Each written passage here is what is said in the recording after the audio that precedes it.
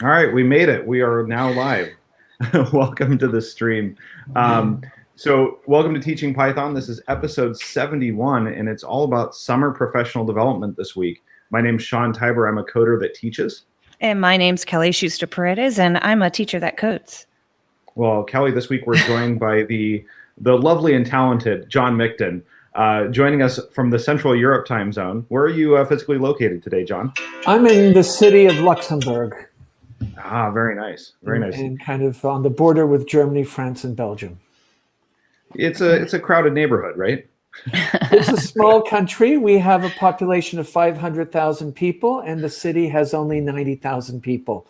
But during the week, it goes up to 250,000 because there's a big community of commuters from France, Germany, and Belgium, because the salaries in Luxembourg are significantly higher, and there's a big fintech industry here. Yeah, I was going to say, I know my really good friends in the UK are in fintech, and they are from Ghent. And his parents live in Luxembourg. And I was always like, your parents are coming over for the weekend? And he's like, yeah, it's like there. And it's so incredible. It's so close. So I never got to visit Luxembourg, but maybe next time I go to Europe, we'll hit by. Luxembourgers like to say it's the best kept secret in Europe. Oh, wow. Well, we'll have to. It's always been on my list to stop in there the next time I'm in Europe. So maybe I'll drop in and we can have coffee or something. You can do the whole country in an hour, so it's quite. Very nice, very nice. Well, why don't we get started before we get into our main topic? Let's start with the wins of the week. So something good that's happened inside or outside of the classroom. And I think because Kelly and I are both officially out of the classroom, we'll have to dig a little bit deeper than usual. But John, we'll make you go first because that's our fun thing to do with guests. Yeah, so we just are 3 weeks before the end of our school year, and we do this sixth grade transition. So we're pre-K through 12 school, and there are two buildings. There's what we call a lower school, which is grade pre-K to 5, and then our upper school, grade 6 through 12. And on June 11th is known as a grading day, so the teachers get a day to work from home or at school, but there are no kids. And the grade 5s come and have the whole high school and middle school to themselves. And of course, the excitement and just the stares and everything. And we do a scavenger hunt using Google Sites and the iPads. And they basically have to go to different parts of our area that's known as ISL Connects. That's our kind of tech deck. And it was just great to see how, the kids straight away, iPads, Google Drive, QR codes, running up and down the stairs, and just the joy and just utter enthusiasm was so contagious, And then, as they go up and the exams hit and that whole different narrative begins, it's just nice to get that fresh look. And that was definitely a win. The kids loved it, and we love facilitating it with our librarians and our digital learning coaches. So that was a win today. I love that. Because John and I've known John. I don't think John's known me as well, but I've known John for about 10 years. And he also knows my former ed tech director, Sean Sweeney. And Sean brought that into another Sean. Sean's are everywhere.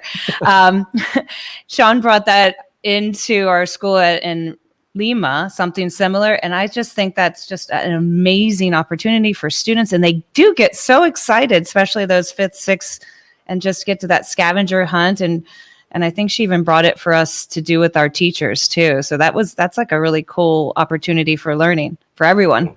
Yeah, and QR codes are just so easy, and it's just, you don't need much of it. Everybody has a smartphone, and most smartphones, cameras, you get the QR code. So it's very low impact in the sense of technological setup, and rarely does it go bad apart from a bad QR code.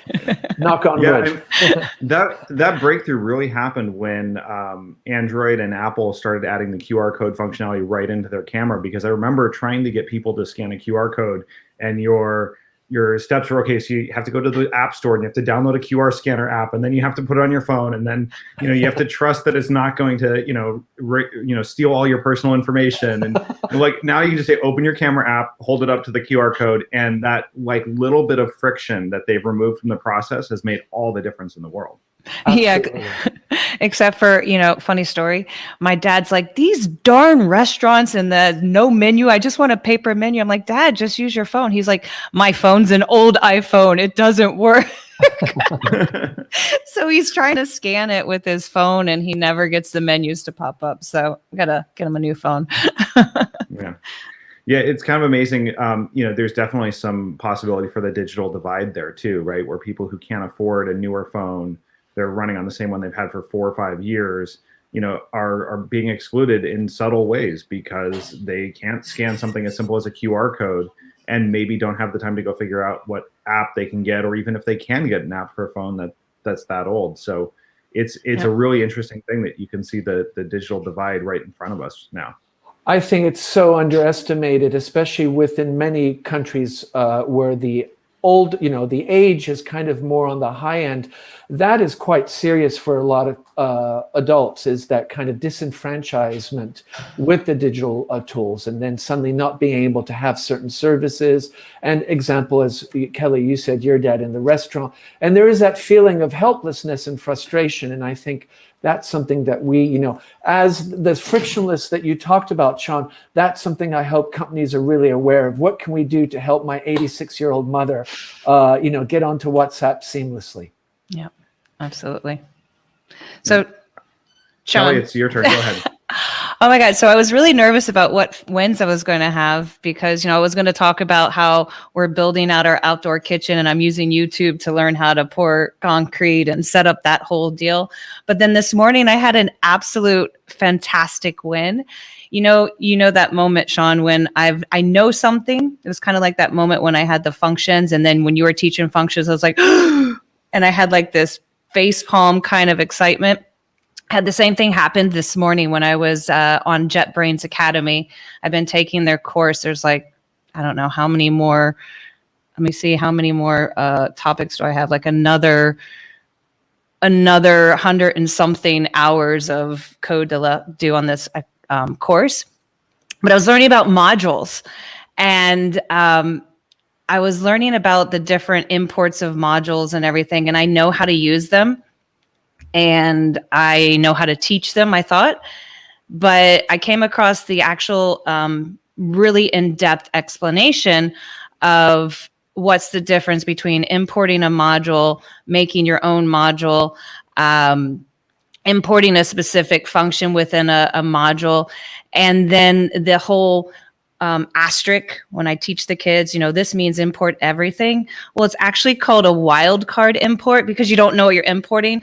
So, and John, if this for Python, you have like this file that comes in to your program, and I always tell the students in 6th grade, I'm like, some really, really smart people made all these great functions, so we don't have to write all this code, and you just literally have to write 1 or 2 words.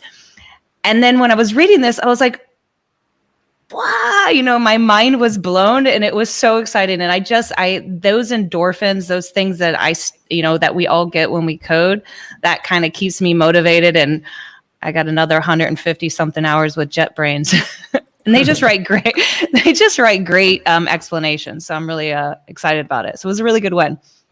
I had a tweet stream. It's interesting. I'm sure Barbara Oakley would have a lot to talk about, like the psychology or the physiology of your brain that causes that to happen. But it definitely feels like, and I think this is something that people underestimate a lot, is that they feel like that last puzzle piece that clicks into place is the satisfying moment, because that's when you get all that endorphin rush, the dopamine hit, all of those things, when it just like slides into place and you're like, oh, I get it. But we can't underestimate all of the work that goes into like setting all that up, all the other puzzle pieces that have to fit into place, and all the other things that need to go in to create the environment or that moment for that puzzle piece to lock in your brain, to have that like huge rush of understanding that occurs. Mm-hmm. And, I think it's hard for students to grasp that as well, because the work of setting up that environment is work, and it's hard, and you have to think through it, and you have to struggle through it, and you are pushing yourself to persevere and be persistent with that knowledge acquisition. And the difference is, I think for us at least, on the call, we've been doing this for so long that we know that there's going to be that point when the puzzle piece clicks into place. We know that it's going to happen. We just don't know exactly when. And that's the delightful part. They don't know that it's going to happen, right? Because they might be working with only a few weeks worth of experience instead of years or decades of experience in an area. Yeah, but I think it's so important, the way you're saying, is getting kids to understand the intrinsic value of getting that endomorphine. How do you scaffold that in the learning experiences? I love that. Yeah, it's one of those things, like I go into like this Twitter stream of excitement because one, I want to recall that, I want to remember that, and that's like my metacognitive dump zone, so I can always go back and look at all my tweets. But it's just those things that keep us going. It's those aha moments and those clicks that we like to share with each other and with our students. So that was really cool, and I was lucky I got it this morning. Nice. Your turn. All right. Well, I think my big one is something I've been working for a while, and it was last week. So we last year at the beginning of the year, due to COVID and a lot of other reasons, we transitioned from having shared iPads in all of our lower school classrooms to having one-to-one student devices. So every student had their own assigned iPad, and we went through just a tremendous amount of work last year to make that transition. We had to order more devices, repurpose devices, take iPads from the band room and like scrub them down and put a kid's name on it, and here's your device and everything. And as we got to the end of this year, we had to think about, well, what's our new process? Because we're still going to have these student devices, but we also want to make sure that at the beginning of school, day one, when that student comes in, they have their device back. It has all of their pictures and content and stuff like that on it, but it's updated with all the new apps that they need for their new grade level, all the software updates. It's got a new case on it, so it's able to hold up for the rest of the year. And which, when you're doing that for your own iPad, maybe it's 15, 20 minutes worth of work to do that, to change the apps around and things and everything. But we're talking about 600 to 700 iPads that need to be cleaned, updated, recased, all of those things. And we also need to basically take an inventory and know who we have and who we don't and everything. So it's this long process, and we estimated it would take us at least 2 weeks to do all of this work. And thankfully, we have a lot of good management software that lets us manage batches of devices all at once. But some of this you just have to do, right? Like you can't, automate like cleaning the iPad, like it has to be cleaned. Someone has to physically pick it up. And so what we did was, over the last couple of weeks, we've been putting a lot of time into planning this process, knowing that it was coming, knowing that we were going to have all the devices. We planned the whole thing out step by step. Here's what needs to be done for every device. And then also I wrote a small Python GUI app that runs on your computer and hooks up to a barcode scanner. So instead of having to update the inventory for every device by typing it in or saying, here's the physical condition of it, we made it 2 scans. So you scan the barcode on the back of the device, and then you scan a special QR code that indicates, yeah, everything's fine on it. It passes inspection, or this one's got a cracked screen, or it's got some damage to it, or whatever. And so we went through that process last week with I think we went over 200 iPads yesterday that we thought were going to take us 5 days, and we did it in 3. So wow. We shaved 40% off of our original estimate by doing it this way. And it just really kind of went to careful planning and preparation leads to a really smooth outcome. I've got a little bit of work to do to follow up on some of the more troublesome devices.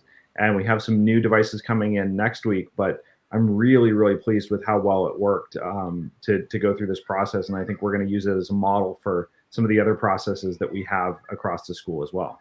Nice. And that was a huge win because, John, you didn't have to deal with him and his lack of sleep when he was writing this program. And his lack of sleep when I was giving him some feedback going, well, you should just maybe try this. He was like, I went to bed at 2:00 last night. And I'm like, well, when you get some sleep, maybe you should improve this, or, nothing like a person with good feedback. This is one of my charming personality traits, is that I get into a problem or something I'm trying to figure out. And especially if I'm learning new stuff as I'm doing it, like, I just don't want to let it go. I keep going until it's midnight or 1 o'clock, to my detriment as well. So this was something that I really appreciated Kelly telling me about. Was like, hey, you probably should, one, get some sleep, and two, like, take a step back from it, and you'll probably come up with something better. That's so awesome. And everybody at our school is probably just overwhelmed with just having to use a, little scanner, beep, beep, and it types everything into this great spreadsheet. So Awesome. yeah, it was cute. It's a good job. Yeah. So now my next job is I'm going to go through all the analytics and look at failure rates on all the devices and everything. And we can use that to make some good decisions about how we spend our money with devices. Should we be getting Apple Care warranties for screen replacements? How many of these devices get damaged on a regular basis? Are there particular grade levels or classrooms that are failing more often than others? So now the really fun part begins with all the data science part of it.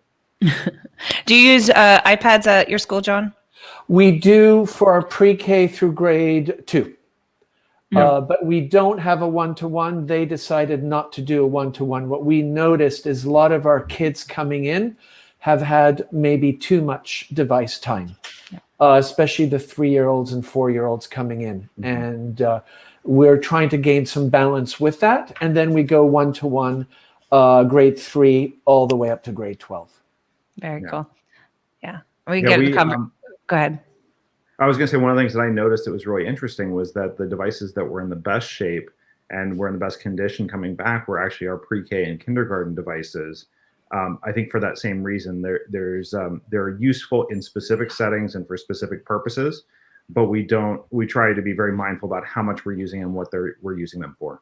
Yeah, we just the EY team have just noticed motor skills are a real issue, socialization, tempers. If you take the device away, there's quite a lot of emotion, and I mean, every parent under earth that gets in a car on a holiday knows what that feels like when you remove the device, or on an airplane. It's quite traumatic. We often get that question. My kids and they laugh at me sort of because people don't understand how I'm such a tech person, but my kids get about maybe 1, maximum 2 hours a day on any type of device, TV, iPad. And the change that you get from taking those things away, just kicking them outside to build something, play basketball or do some sports, it's huge. So I think that's one of the misconceptions with children and adolescents. A lot of teachers say, oh, they're digital natives, they know nothing. I think they're digital consumers. They're very good at consumption, and maybe high-level consumption where there's quite a flexibility with the features and shortcuts, but they actually don't know how it works, and they don't understand the ethics and values attached to that narrative. So I think often we are too quick to call them digital natives, and we should really call them super digital consumers, because that's something they do very well. Absolutely. I 100% agree. So you wanted to share your fail. I didn't have a fail. I'm going to ignore that I didn't have a fail. Nothing worth sharing, I think. John, we normally share like fails of the week. If you have any fail that you want to share, anything that you learned from. If there's not a fail, you're not learning, right? Absolutely. So one thing that we're exploring is we have a new student information system, and online gradebooks, of course, are a key component. And one thing, again, that has just been amplified is that face-to-face communication is so important. And so often you'll have entities talking to each other, and then there's kind of a email communication to bring the different satellites together in a common understanding. And I was in a room and I was like, this is not working. So I went and got the other person, and within 30 seconds, everything was solved. But we were definitely going down a road where there was a lot of lost in translation. So I do appreciate, the Trellos and all those things, and the Slacks. I think there's a lot of value, but there is something about just being face-to-face, eye contact. Says, okay, are we all on the same page? Do you understand this? Let me repeat this, maybe paraphrase. So that was our fail, is we forgot how important that was, and we went down a rabbit hole, but we got out of it just in time. Yeah, that seems to be what I went through this week. I had working from home and trying to email, and my email wasn't coming across. And I was like, can you just call me? Can you please just call me? Because this is not working out. And yeah, you missed that. It's, your email, you have to be really careful when you're writing the emails and you're communicating in written expression.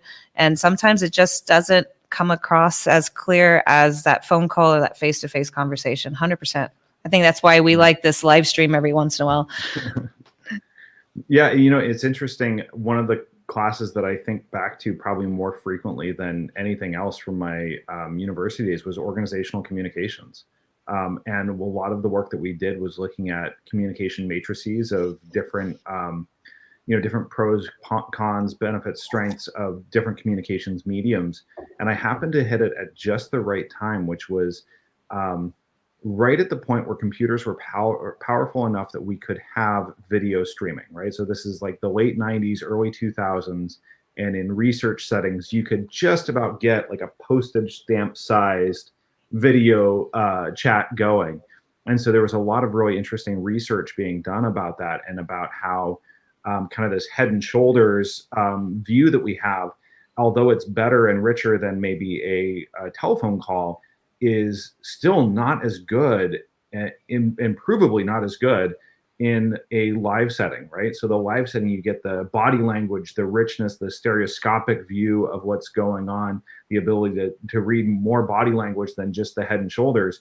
And so they were, cautioning us to be aware of this, right? That yes, video conferencing and video calls can be very effective versus a lot of other mediums, but compared to face-to-face interactions and everything, it just doesn't measure up as well. And then they also made the point that the benefit of written communication cannot be underestimated as well. It's a different nature, different sort of thing. You definitely need to have that, but it's better for documentation, careful, thoughtful wording, that sort of thing, rather than seeking agreement or negotiation, which I thought was a really good way to put it. And I've thought about that many times over the years since I took that. It's been 20 something years since I took that class. I think with your point, what's so interesting is you CC people and they jump in midstream and they haven't read underneath, and then they give and then it suddenly gets very chaotic, and then there's a lot of repetition and then emotion. And instead, if you just found, the 15 minutes to get in a room, I every morning, I prefer walking if I get 2 or 3 emails from the same person, I just go and walk, even if I have to go 5 times to find them.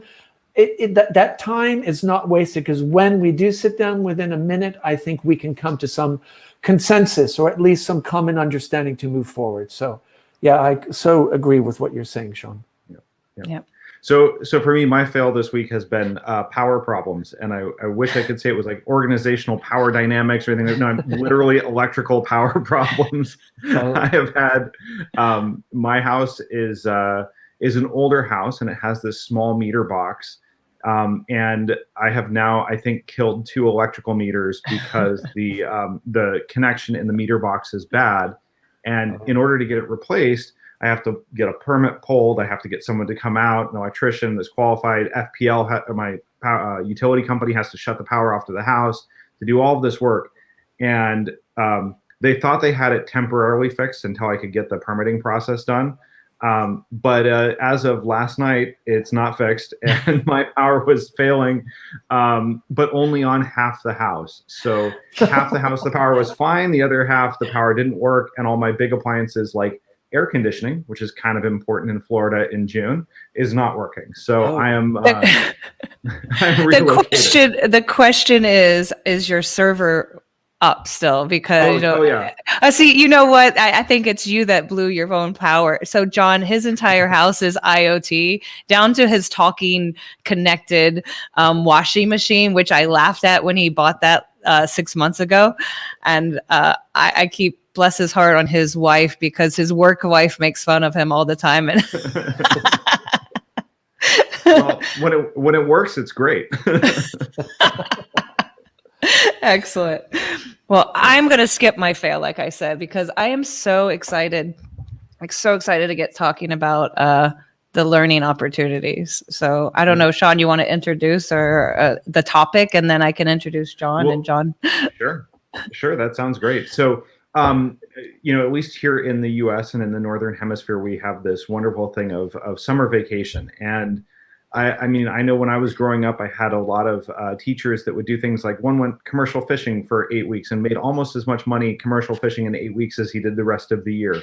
But I'm not sure how much professional development he did, and that's where I think for Kelly and I, we value this time of summer vacation. It's like a mini sabbatical that we get to have to be able to reflect, regroup, sharpen our saws, and be prepared and ready for the next year.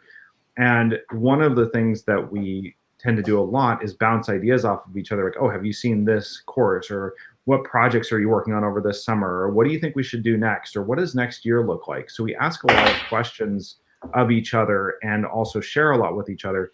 And as we were starting to go through that process a few months ago, Kelly said, hey, you know who would be really great at this? John Mikton would be amazing. We have to get him on the podcast.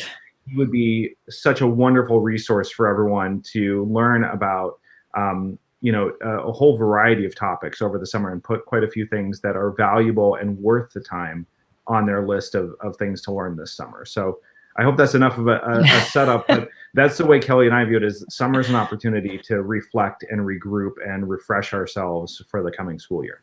Yeah. And I met John. He was my teacher at the Principal Training Center or courses? Center. I always get that wrong. PTC. And it's such an amazing program. I think I took my first 2 classes in 2009. In England, we had, it was south of London. It was that huge mansion hotel. Queen Elizabeth I used to ride her horses there. That's how old it was. It felt a bit like Harry Potter, I think, sometimes. It was so much fun. It was a little bit overwhelming because I remember my principal saying to me, you need to go take this course. You'll make a great principal. And I laughed at him. But I was like, yeah, anything. I would love to take these courses. And I did the PTC. I think I took the 7 of them. The 7 to get the certificate. Yep. And funny story, Sean, we have to do these skits at the end. And our skit was The Bridge of Perilous Doom by Monty Python. Little did I know I'd be studying Python and learning it, because that was why Python was named. But I took the course with John, and I don't remember if it was in 2009 or 2011. It was in between 11, because that's when you started? I started in 10. Okay, so 11. And you and Kevin. It was Chad. Yeah, no, but Chad was 11, but there was two teachers I remember. It was you and Kevin. Bartlett? Yes, my 2 favorite courses there. Kevin's was on curriculum. Go imagine that.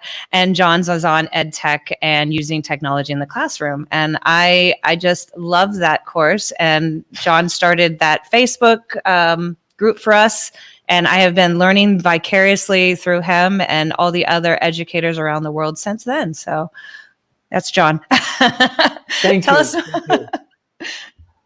Yeah, actually, Sean started the Facebook group that year. And then after a while, she was like, I can't deal with it. And I said, sure, I'll help you out. And then it's kind of grown to be, we have about 3,500 educators now that participate. So it's lovely to see everybody, it's the sharing and the generosity and people jumping in when somebody has a question. And even if they're not sure about the answer, they're like, oh, maybe you could try it this way. And I think that's what's so rich about those kind of groups. And those are the 3,000 educators that you taught probably, right? No, I haven't. No. I calculated about 450 principals over my 10 years at the PTC. So there are about 40 people in each class. So, and wow. I do one a year. So yeah. And this year we're doing it online, which is, we had to pivot everything online. So that's been really interesting, is, reframing and restructuring and rethinking differently, because it's just a whole different concept. And I think that's the thing that so often people struggle this year, is that pivot to online and trying to take their classroom face-to-face bags of tricks and strategies, and it suddenly, it didn't really work online. And I think that was a huge learning curve for everybody. Yeah, and if even if you're not a international educator, I think the PTC courses are amazing. Even if you're not going to be a principal, like I did not want to become an administrator yet. But I think the learning and the opportunity to share and learn from others was huge. So there you go. Started off our first opportunity for summer learning is at the PTC. Yeah, absolutely. And I think that's what, often, I think what's interesting about this year's maybe is an unusual year.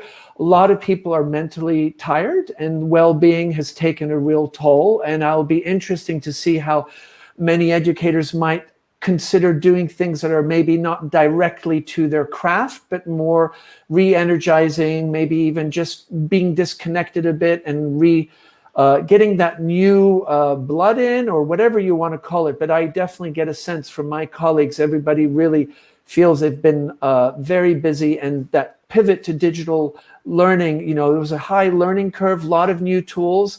So I think, it's about this summer, how do I leverage what I did this year, or how do I give myself a break to be really prepared for next year? And it'll be interesting to see where people go with their choices. But I definitely think everybody needs a few days respite and just not do anything, because I think everybody's a little tired.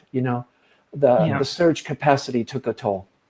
Yeah, that was one of our first things we did separately. Go ahead. Yeah, well, I was going to say, I think that one of the things that I always find when I'm feeling overwhelmed digitally is to do something that's very manual, like manipulative with my hands, whether it's building something, making something, fixing a problem, doing something where I engage a different part of my brain than what I've been overusing for so long. It gives me a chance to kind of recover, I guess, in that part that has been overused. And at the same time, not just sit in front of the TV, which doesn't recharge me, right? It's solving other problems, it's finding other things and being very hands-on with it. And I think, Sean, your point about using motor skills in something different is so important, because that also helps with the creative process when you get back onto your digital device and maybe are creating a lesson or coding something. I think that's so important, is that we so often forget, there's always this thing, I'm in the shower and I sang a song and pooh, my epiphany.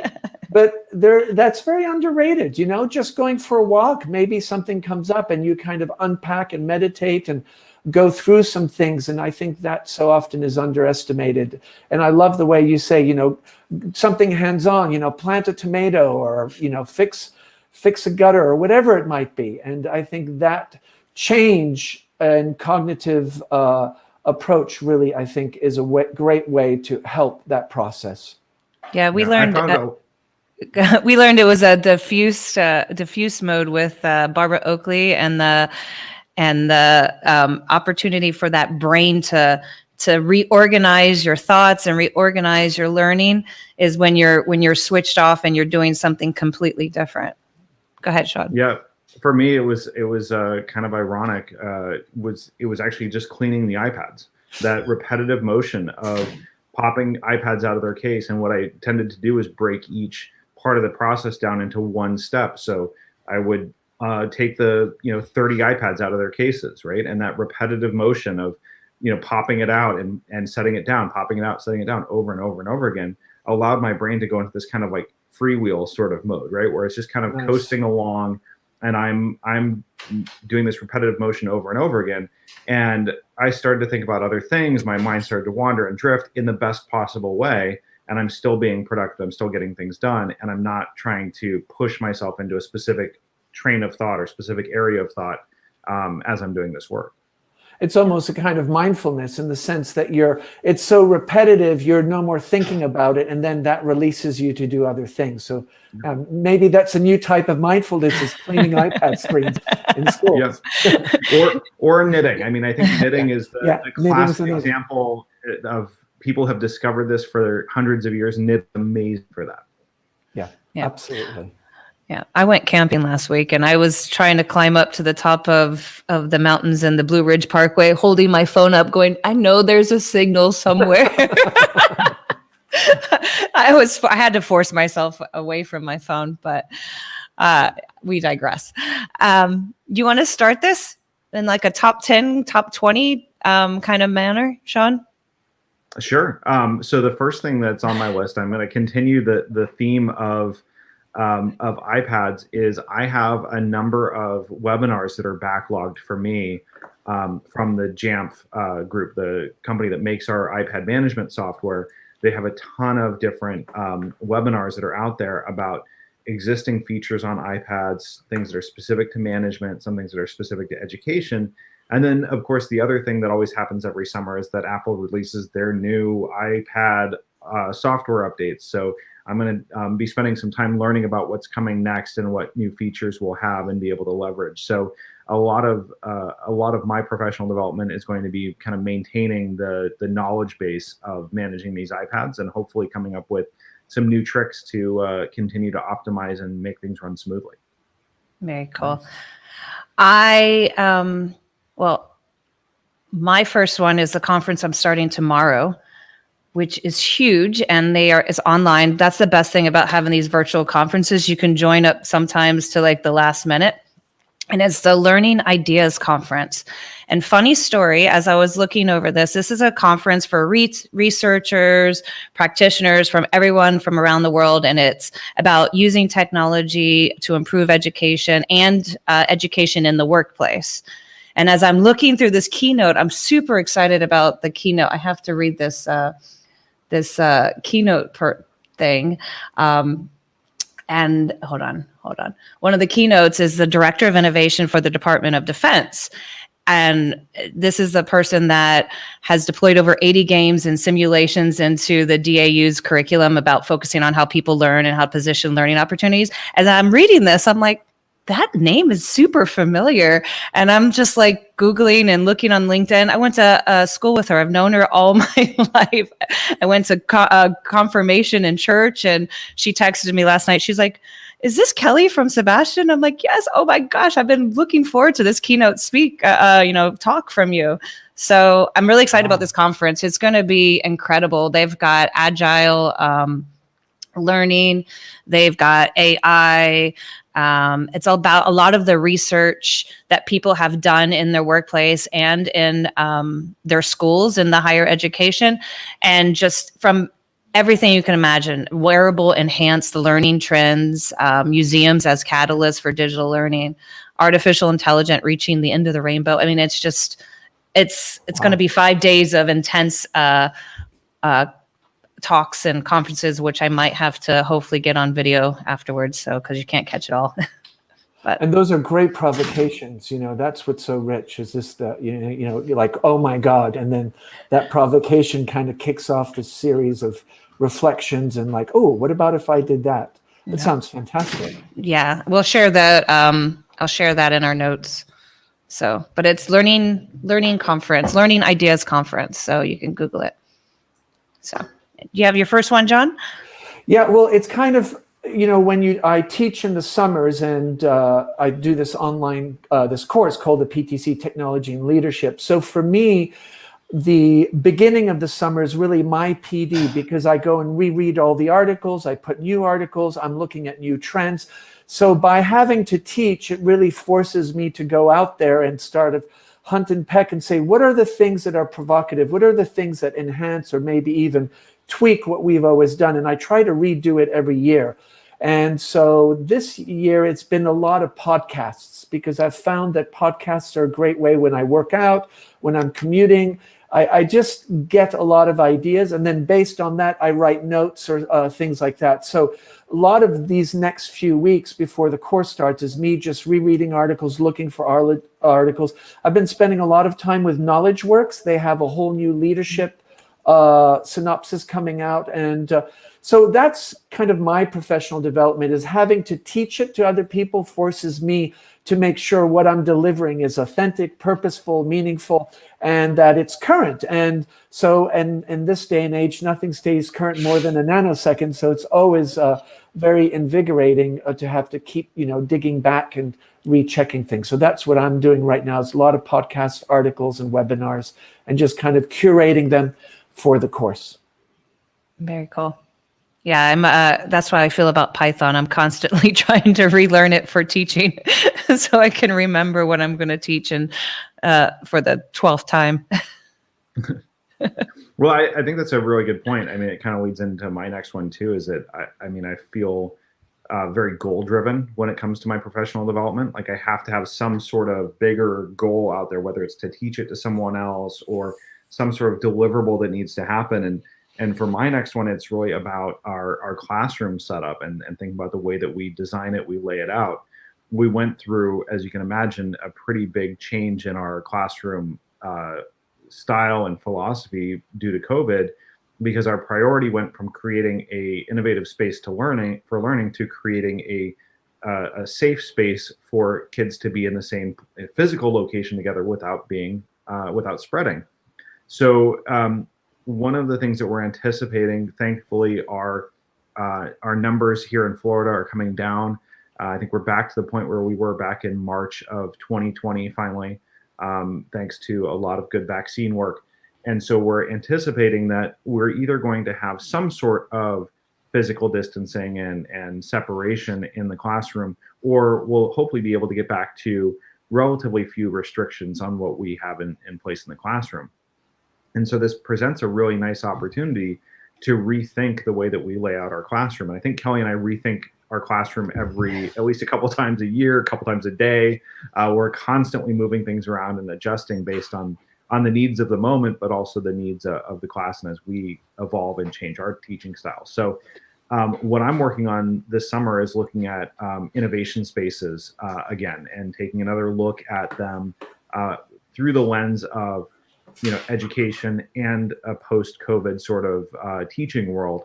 And what I'm really trying to look at is this Think with Google, like a section of innovation spaces where they do case studies on 3 different spaces, whether it's creative agencies or tech spaces or wherever, to be able to bring back more of that innovative, safe space for our students to be able to have their ideas take off and be inspired. So for us, a lot of that has involved making the thinking visible, making the projects visible, making the opportunities visible on the shelf. Things are out in front of students instead of behind boxes and walls and cabinets. And so one of the things the ideas that I have that I want to try to implement is along the same lines of the QR code that you mentioned, John, for your scavenger hunt. I want to create a bridge between the physical and digital world in our classroom that's driven by QR codes. So if a student sees a robot on the shelf, it has a QR code on it that they can scan that takes them to, say, even a wiki page about that particular robot with its features, its capabilities. And then I think the real breakthrough is making it so that the students have the opportunities to update and contribute that wiki. So as they find more information, as they create more, they can add to that and it gets richer over time. I think if it's on just Kelly or myself to provide all the information, it won't be as good as if the students can say, hey, here's a really great video about this, or I wrote this code and here's a link to my code online that you can see as well. So definitely some training there and probably some good opportunities for digital citizenship. Yeah, absolutely. Yeah, we have that huge, we just changed up our room before we left because it was driving me crazy with everything. And we put this wall of, it's our exploration of robotics. And we do a lot of purchasing of Kickstarter robotics. So usually we have a lot of one-offs, and sometimes they're junk and sometimes they're remarkable but too expensive. And so we just have all this stuff, but then the kids are like, ooh, what's that? And I'm like, yeah, go figure it out. Because I stopped doing it. So it'll be great to have that student driven kind of wiki. Be cool. All right. I like this thing, Sean, that you're talking about bridging the digital with the physical, because that's something that I'm kind of focusing next year is with, I have 4 digital learning coaches and 7 librarians that I work with on the pedagogic side. Then I have an IT support team. But one thing that I'm really want to focus on is on coaching conversations. And it's about how can we say less and have greater impact? And one of my questions or what ifs is that a lot of, in our current situation, many teachers pivoted to digital tools as they never had before. So screencasting is kind of the common one that everybody had to screencast. And then virtual meetings, 3-way conferences with parents, the team meetings, group meetings, when we were online meetings. And what the creative tension I'm facing is how do you take those rich things and balance them with the physical, because I know there will be a big rush to go back to the physical. And I think many schools, you hear amongst pedagogues and education philosophers saying that, let's not go back to where we come from. Let's take this as an opportunity of moving forward. And in my role and the digital learning coaches and librarians, what can we do to frame those conversations where there is that capacity by the teacher to say, you know what, I'm going to take that screencasting and use it for this, but I'm not going to use it for that. So that's, I think, one of the challenges I see in my role and for my PD. And one of the books that I've really been digging into is The Coaching Habit, Say Less and Ask More, and the way you lead forever.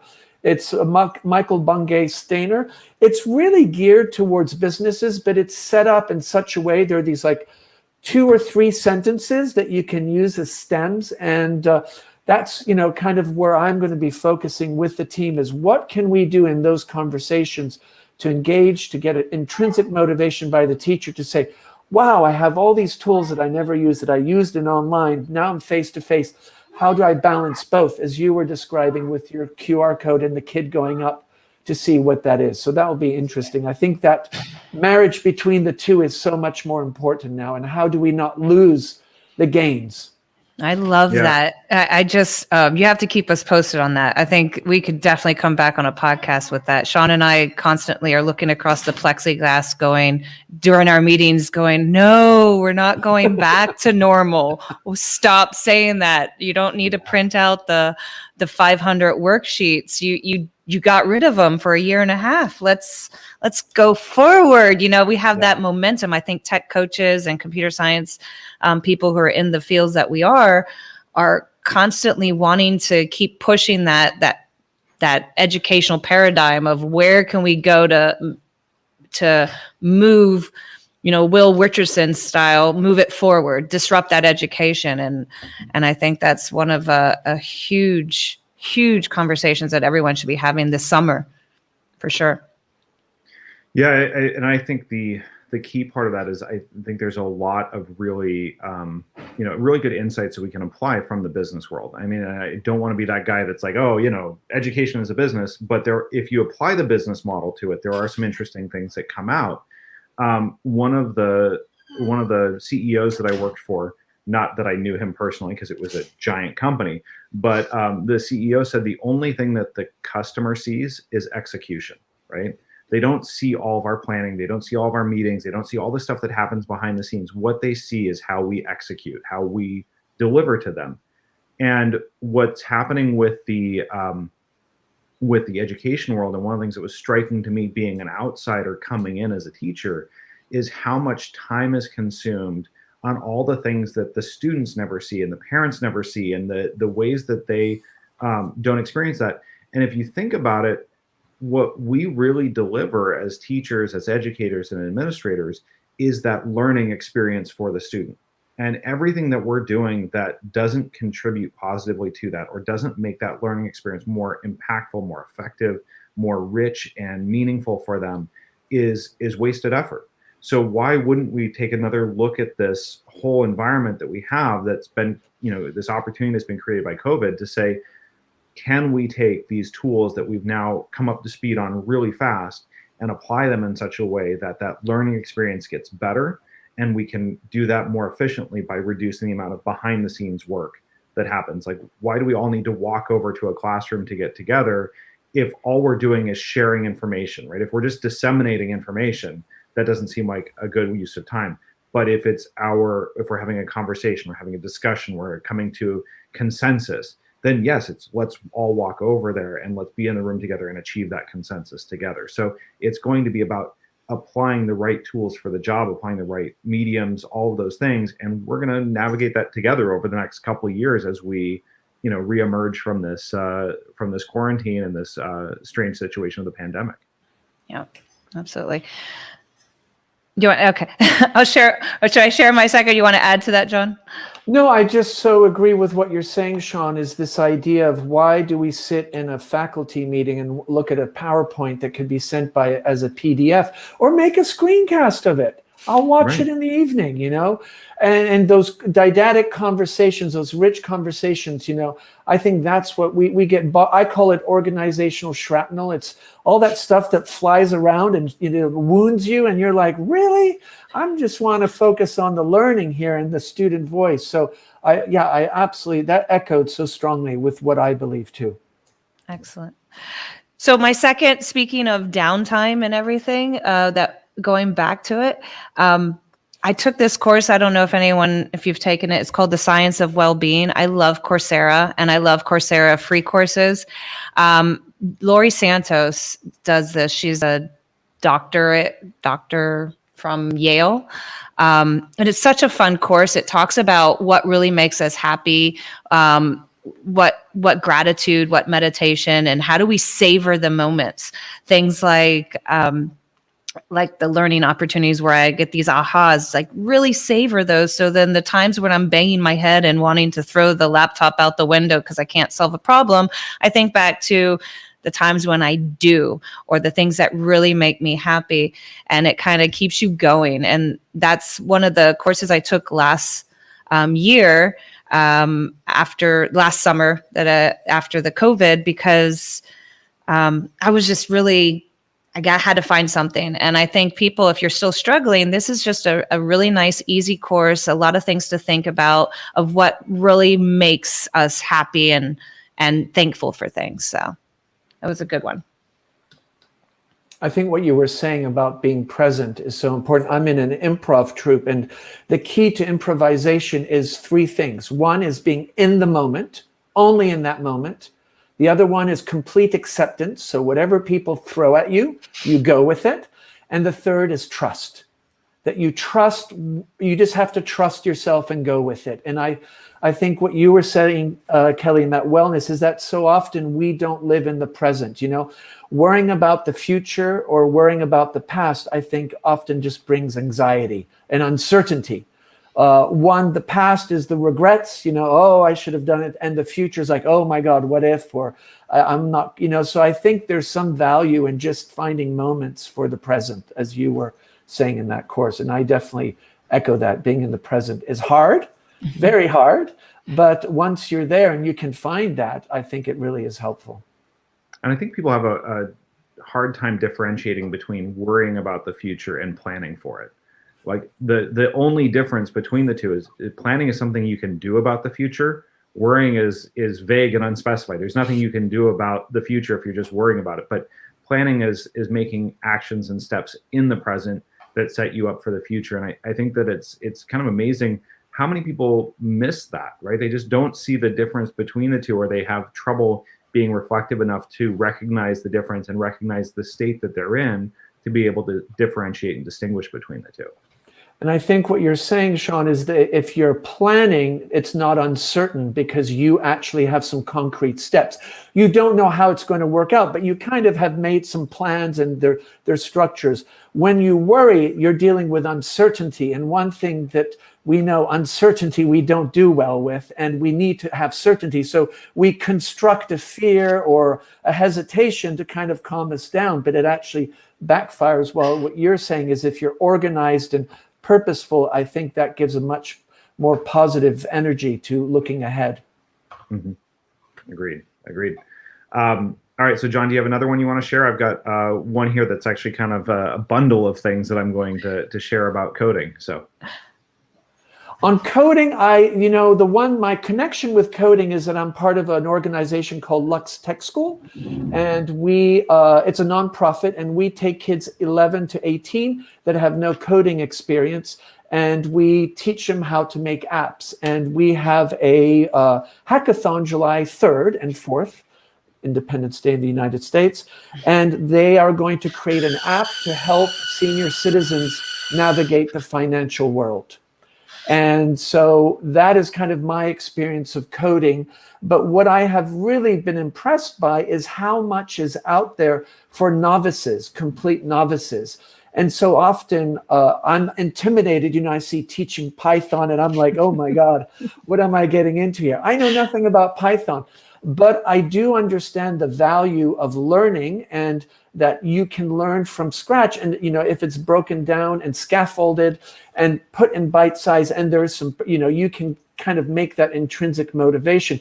That's what I've learned from tech school, not being a coder, but really helping them with their presentations and kind of group dynamics and more on the organizational side, is that there is so much out there that demystifies this thing called coding, because I think it's it's often seen as a scary entity. And so that's kind of my reaction to your long list of coding PD that you're going to share. Yeah. It's interesting. I have a friend of mine who's a chief marketing officer for a pretty big company. And her kids are friends of our kids, and I mentioned to them that I have some stuff I want to give them this summer, because they tend to be pretty tech savvy and smart and clever, and they like to figure these things out. So I said, I'll do a little crash course for you over the summer. And she said, but please include me. Like, I want to learn this stuff too. And I think it's such a wonderful attitude to have, because we tend to think of coding as being something that is for app developers. I'm going to make a website. I'm going to make something really big, right? And I'm going to make a product that I'm going to sell. But one of the things that can be really valuable is using code to make things run smoother, to make them run faster, to do analytics work. I mean, Python is kind of the new Excel now. Like, there is more that you can do with code and data analysis that used to be done in Excel, and now it scales so much better, right? So if you have a large amount of data to work with, code is the best way to do it. And it was interesting to me, I think it was 3 or 4 years ago, the Nobel Prize in Economics was awarded to a person for their work. I believe it was on like some sort of market instability or market forces work that they were doing. And one of the gentlemen who received the award was in his early 60s. And in order to win the Nobel Prize, his work relied on Python code that he used to do all the analytics work and process the data. And he learned it in his mid-50s. So he went off and learned how to do it, because it would help him with his passions and the things he was interested in. And he turned that into a Nobel Prize. Now, I'm assuming that a Nobel Prize winning economist is probably pretty capable of figuring things out and learning. But I think it's a good testament to, we can always learn to code. We can always find ways to make it useful to our lives. And that's one of the things that I'm pushing for more and more, is finding ways to make it more relevant for our students beyond just, making an app or making a product. It could be just make one little part of your life a little bit better, a little bit smoother, or do something you couldn't do before, then do it with code. So I have a couple coding resources to share, some things that I'm personally working on. So, after 3 years of coding in Python, I feel like I'm pretty competent in terms of being able to solve problems and get things done. And there's always room to grow. But what I'm focusing on this summer is my fluency in Python. So it's not so much about my ability to express myself, it's about how fluent that expression comes out, and the way that I can do something in code that is elegant, easy to understand, and effective in a way that both helps me do my own projects more effectively, but also it allows me to teach more effectively. So it gives me the ability to explain to students better what's happening or why it's happening. It helps me provide better examples, or a variety of examples to show students. And it also helps me keep up with some of those kids that are just phenomenally talented and moving at their own pace. I feel like I need to move a few steps ahead of them. So I have a couple of resources that I'm looking at. First of all, I'm looking at the courses from the Talk Python team.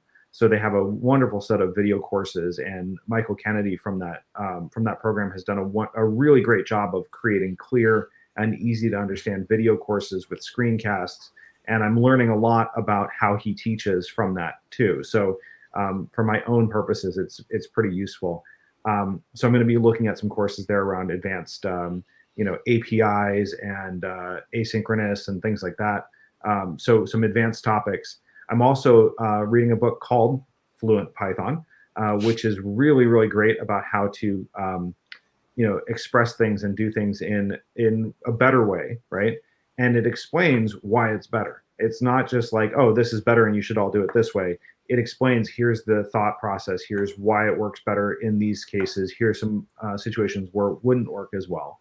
And so in addition to the learning, I'm also kind of getting better at that explanation of options for our students. And then finally, I just got a preview copy of this, and I'm really excited to tear into it because I think it's a really cool concept. And I first heard about this on another podcast, but Sherry Escanas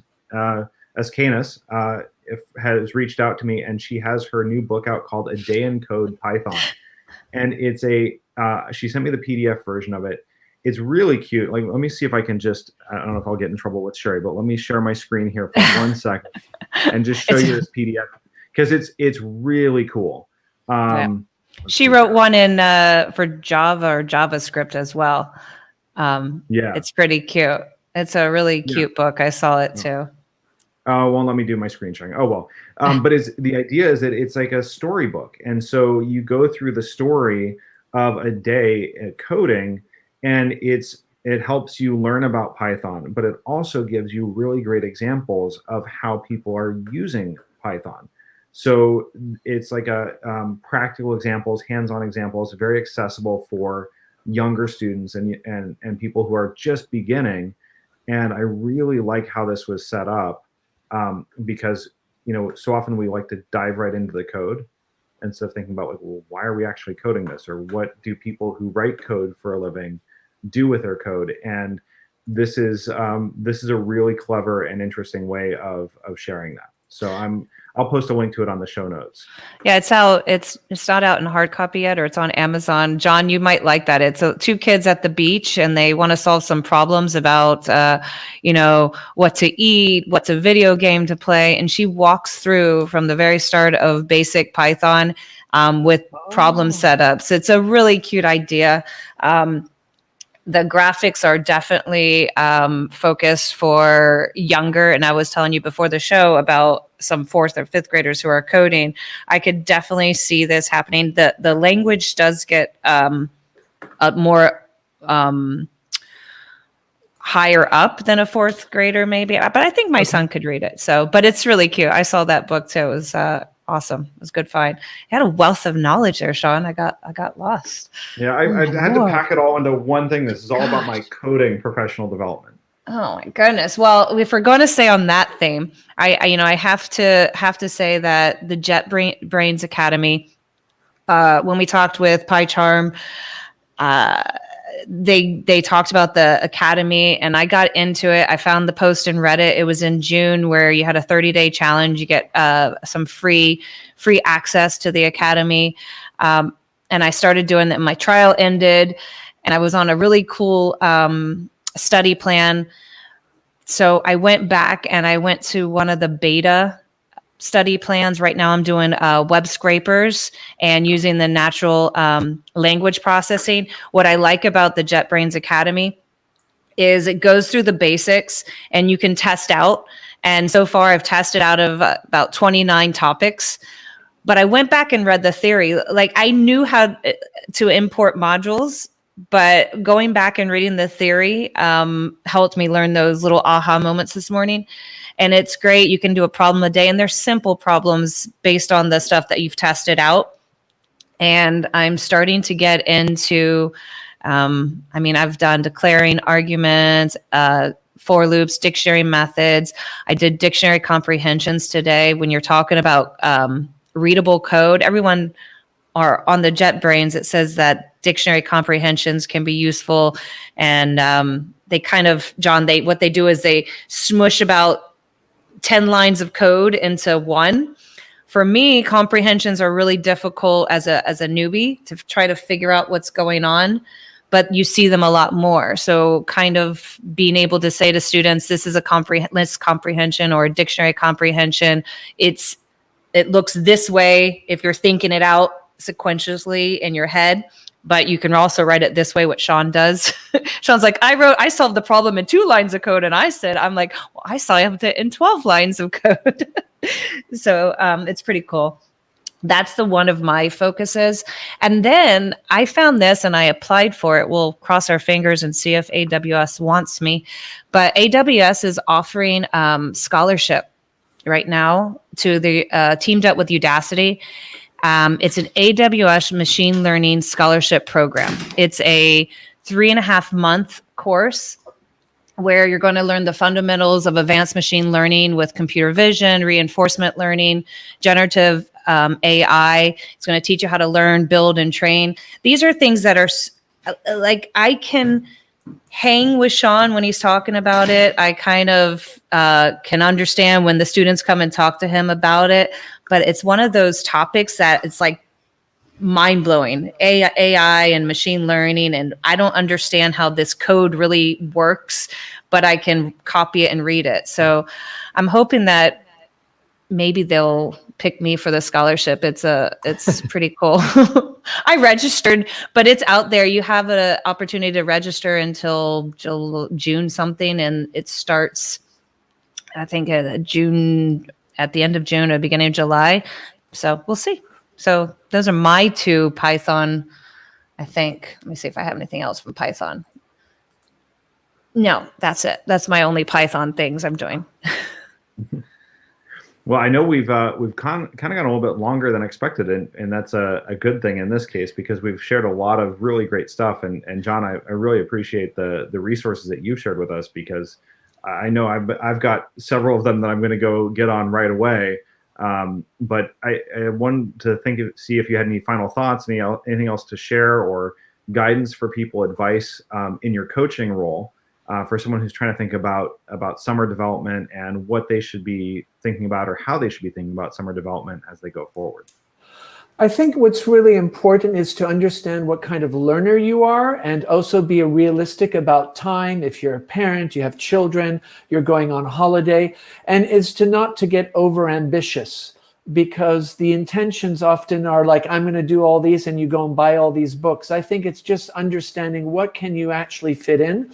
And then also almost creating your own playlist. In other words, you might do a couple podcasts, you might check out a YouTube channel, you might do a Coursera course, maybe you'll watch an old webinar from somebody, and almost making yourself like a little menu, even every week, saying, okay, this week I'm going to pick 3 things. Less is more, maybe that one podcast, that's all you listen that week, but then you try to unpack it, or maybe listen it a couple times. I think it's really about how do you choreograph your own professional development and be realistic about, what is your learning capacity. Maybe you need 2 weeks with no learning, and just maybe there is a value in doing a Netflix binge for the day, I mean, you don't want to do it every day, but there is something about being able to disconnect that way. So that's something that I always talk to people about, is making sure you understand what kind of learner you are, being realistic about your time off, whatever the time, it always seems longer.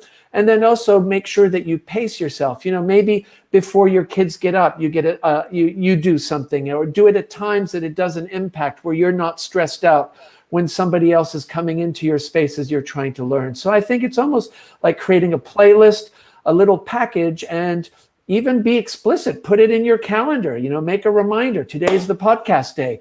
I'm going to get up an hour early, and I'm going for a walk, and I'm going to listen to the podcast, and then maybe I'll write 3 or 4 questions for the week. So I think really understanding who you are as a learner, and then taking advantage of your calendar, your reminders, even a Google Doc or whatever it might be, and just, have those kind of little taps on the shoulders during the week to remind you. And if you don't do it, it's not the end of the world. There's another podcast next week that you can do. So I think it's about this idea of balance and being purposeful and meaningful, and it has to be authentic. It's something that you feel is going to benefit. And listening to both of you, it's so rich to hear how you're engaging with the different aspects of coding, because next year there's only going to be added value. And I think that's what learning is about. What is the added value, not only to your students, but to yourself as an educator and your colleagues? And what new thing can you bring to the table that's going to enrich in those conversations? So that would be kind of my advice. There's so much. We're so fortunate. Everybody's now recorded everything. So every webinar, every Zoom conversation is on YouTube. So there's very little you can't get. And that's something that I hope will continue. So I think it's about being your own producer, road manager, roadie, all in one. And just, make a Google Doc with some calendar invites or reminders just to make sure you get provoked and tapped on the shoulder so you can turn off that Netflix and do something else. So that's kind of my idea, that kind of self-curation playlist. I love that. And I'm going to hashtag these two things that you said. You're choreographer of your own learning, and make sure that it's always added value to you and your students. So I love those two things that you said. And I wrote them down as you're speaking, and I'm just like, oh, I'm hashtagging that. It's great advice, John.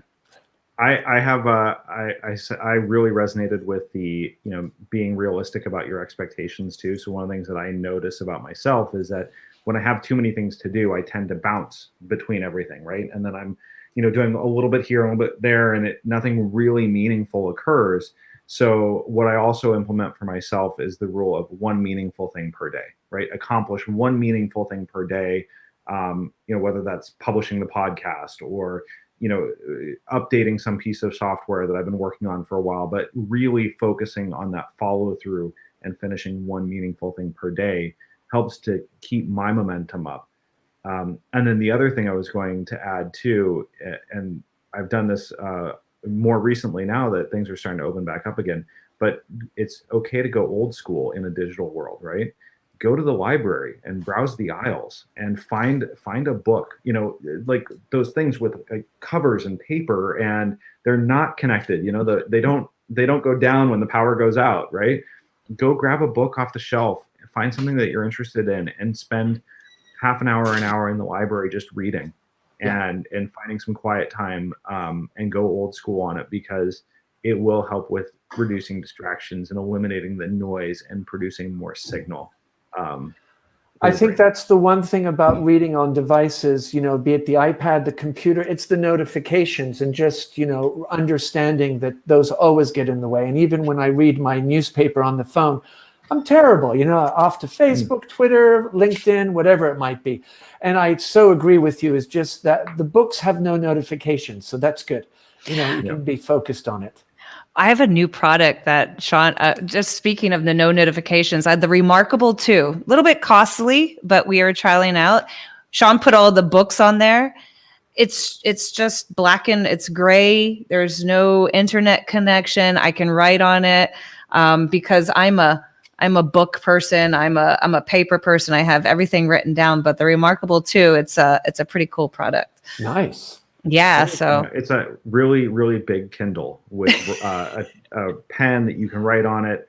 And I think AJ Kerrigan, one of our followers on Twitter, was talking about how you can actually extract all of your handwritten notes and highlights from it, and then it summarizes it into the excerpt of the book that you were reading with your notes next to it, which is mind-blowingly cool. That is amazing. Okay. Yeah. That's a purchase. There we go. It is an awesome purchase. And if you don't go with the beautiful cover and the overly expensive stylus, it's only about $300 US. And it's called A2? No, it's called Remarkable 2, because it's remarkable. Oh, it's remarkable. Okay, I'm not going to write down A2. I'm going to get a piece of paper.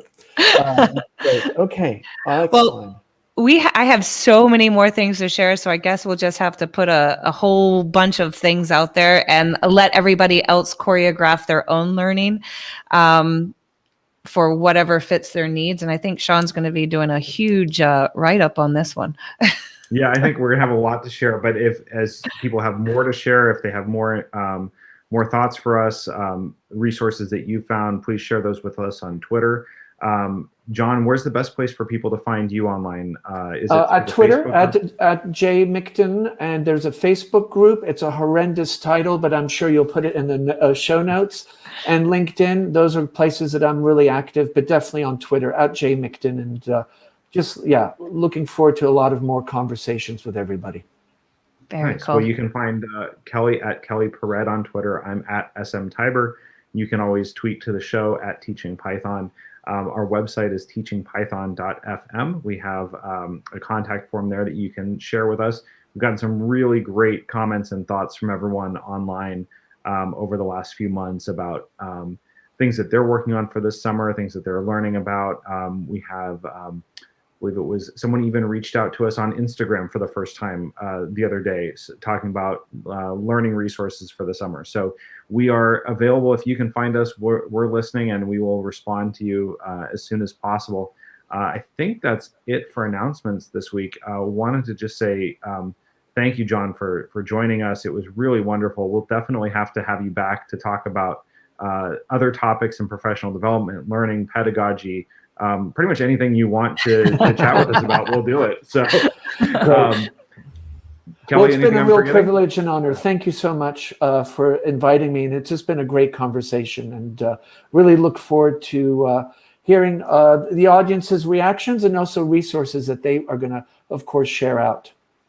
Yes. And John, do you want to plug your podcast? Because I know you guys just started up a podcast just recently. It's called International Schools Podcast. It's Dan Taylor from Apps Events. Apps Events is one of the Google professional development providers, and myself. And it's really focused on international schools. And we are actually going to interview on Monday Dr. Arnie Bieber, that is moving back to New York after 35 years on the road.